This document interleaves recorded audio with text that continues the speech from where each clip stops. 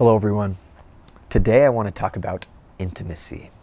And I want to start with a story I heard from Christopher West that I think highlights intimacy and also a new way of seeing one another. There were two bishops early on in the church that walked out of a cathedral.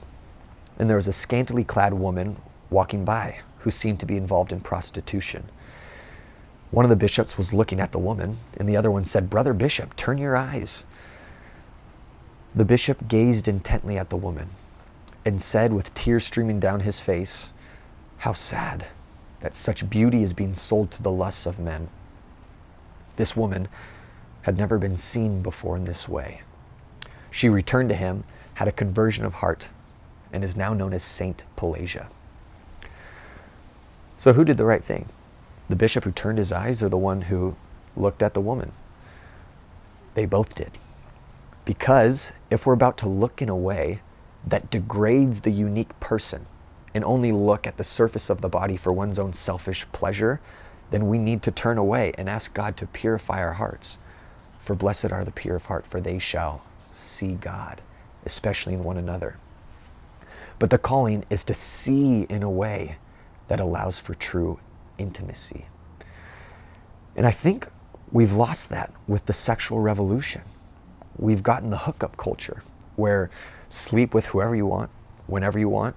You don't need to really know the person or their background, and all you really know is their name. But we're losing what we want most: intimacy. I remember going to my fraternity parties back in college, and I'd go into the party and the music would be blasting loud. And so how do you communicate? You just nod your head. But we're missing intimacy, to know another and to be known. So what is that? Or what is real love? Well, I think what best captures it is a movie scene. It's one of my favorite movies, Good Will Hunting. Robin Williams, an actor in the movie, he is a professor in psychology and a part-time counselor. And then there is Matt Damon, who is Will Hunting. And Will has a photographic memory. He's a genius. He's 20 years old and he knows it all. And as his friend says, "My boy's wicked smart." This guy is wicked smart. And they go to their first counseling session. And Will looks at one of Sean's paintings and totally starts criticizing it and rips him apart verbally and kind of has these false assumptions of Sean's life. A couple days go by and they're both sitting on a bench next to a pond.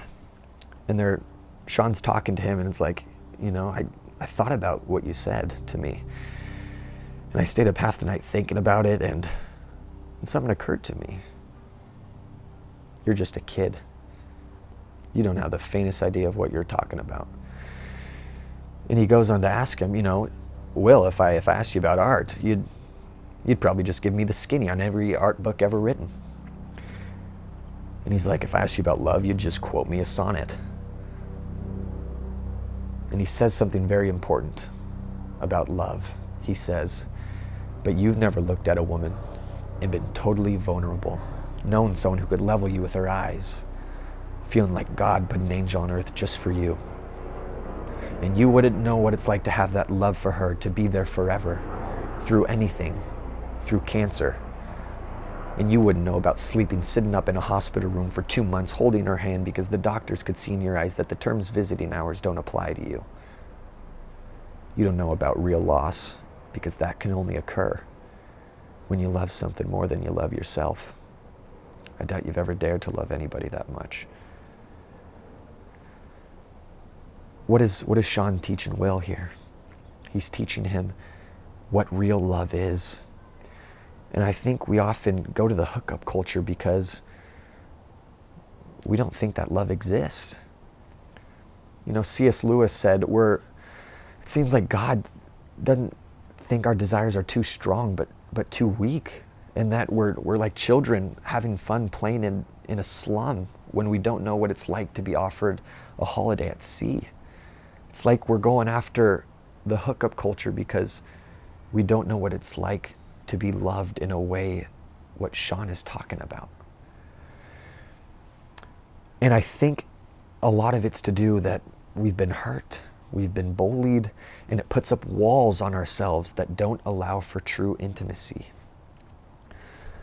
The question or the challenge for the day is, where in your life are you putting up walls that aren't allowing for real intimacy with your close relationships? Where are you putting up boundaries towards God? I mean, Adam and Eve in the beginning, when they sinned, they hid themselves. Where are you hiding from intimacy with God? I hope you've enjoyed this video and invite you to subscribe. And if you think there's a family member or friend that would enjoy it, I invite you to share it with them. And I hope to see you next time.